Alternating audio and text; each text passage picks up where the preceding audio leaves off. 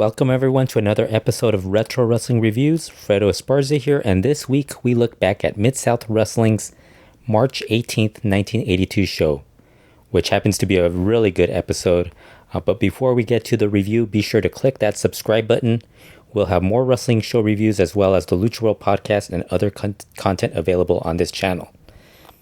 This episode of Mid-South Wrestling was taped on March 17th, 1982 at the Irish McNeil Club in Shreveport, Louisiana.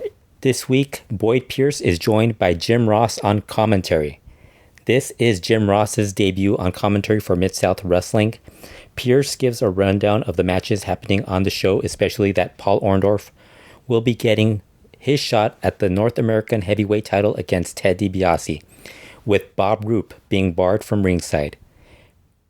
Pierce mentions that if Roop interferes, that both he and Orndorff will be suspended. Boyd Pierce then introduces a new face to Mid-South Wrestling, Jim Ross. Pierce gives some background info on Jim Ross, including him being a referee in Oklahoma for a variety of sports. He does commentary on rodeo shows for ESPN and does numerous wrestling commentary shows in various areas.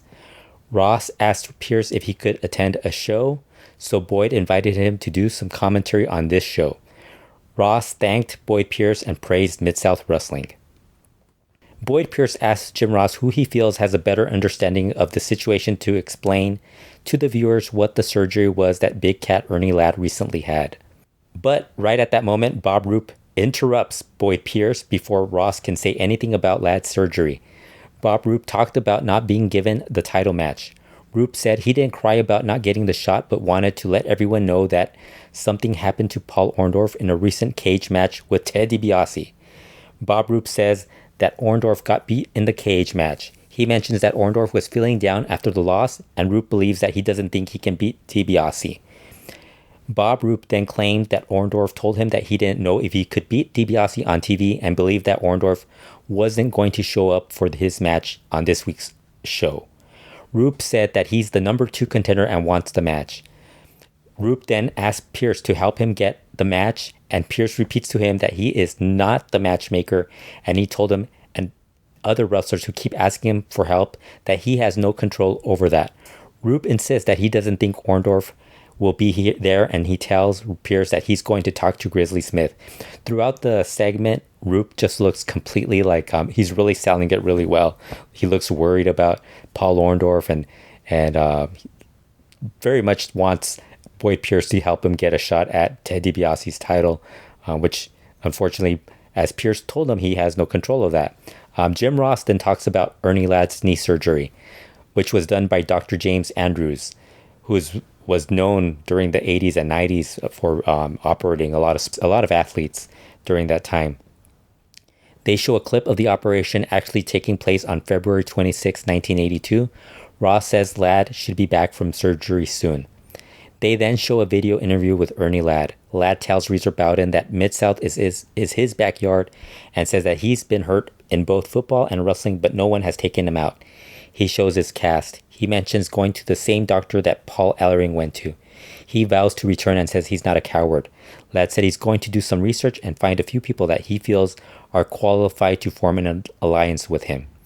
They then show a clip of the February 3rd attack on Ernie Ladd by General Skandar Akbar, the Samoans, and the One-Man Gang. That is then followed by a clip of the One-Man Gang attacking Dick Murdoch on February 23rd. We then go to the first match on this show, which is the One-Man Gang with General Skandar Akbar beating Buddy Landel after a big splash off the ropes. This was a quick squash match, with most of the talk being about One-Man Gang's size being 6'10" and 450 pounds. The second match on the show is Killer Carl Cox beating Bob Roop with a brainbuster. Before the match, Roop asked Reeser Bowden if he could help him, as he's trying to tell everyone that Paul Orndorff isn't going to make it to the show. He then suggests that he shouldn't be wrestling this match because if Orndorff doesn't show up, he might get picked for the title match. Bowden tells Roop that he can't help him. Roop attacks Cox before the bell rings. Cox makes a comeback and follows and elbows Roop a few times. They brawl in the ring. Cox caught Roop with a knee lift. Roop with a comeback, but gets caught with a right hand by Cox, and he gets Roop with a brainbuster for the pin. The third match on the show is the Samoans with General Skandar Akbar beating Terry Gibbs and Jesse Barr after a Samoan drop. Ross talked about the Samoans ruling Madison Square Garden for many years. Barr got in some offense early on, but the Samoans dominated this match. Pretty much from start to finish, pretty much the Samoans.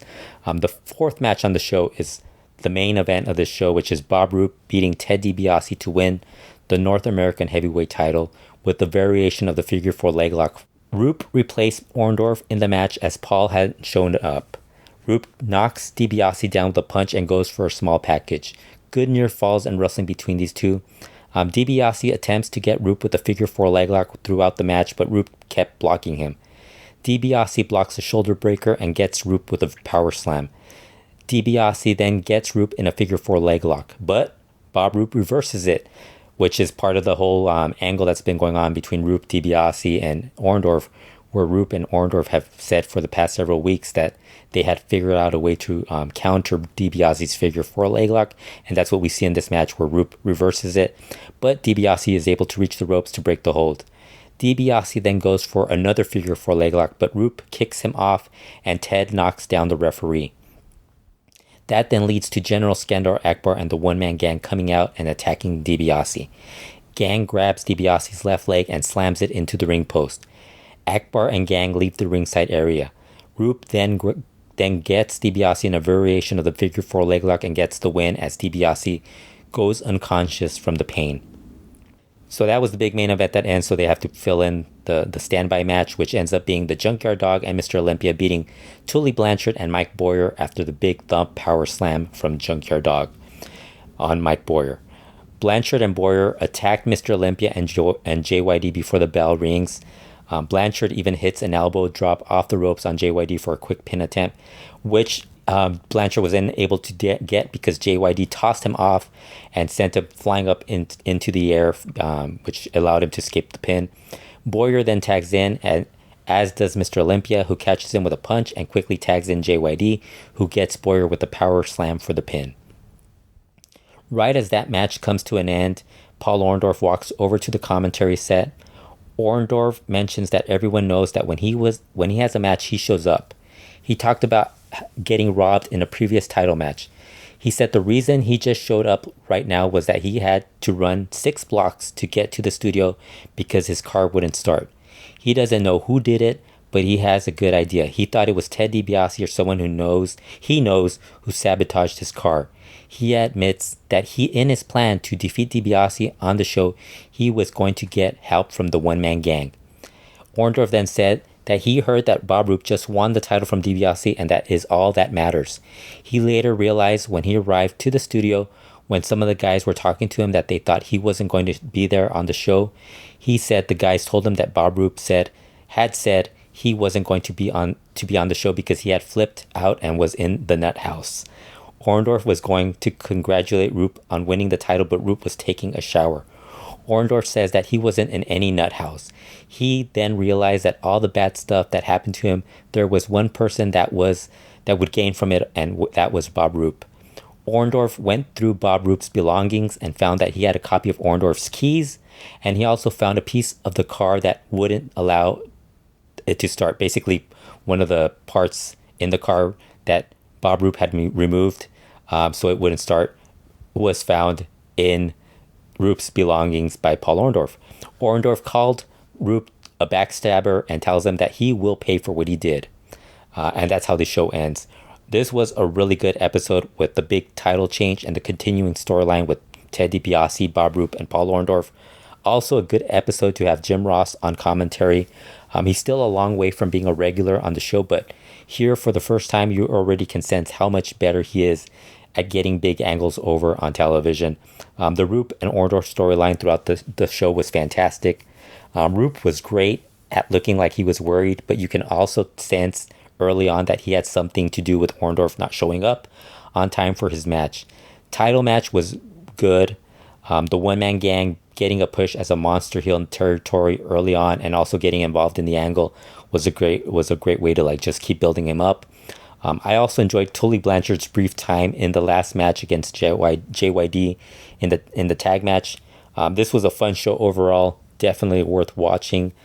And if you can't watch the entire episode, definitely watch.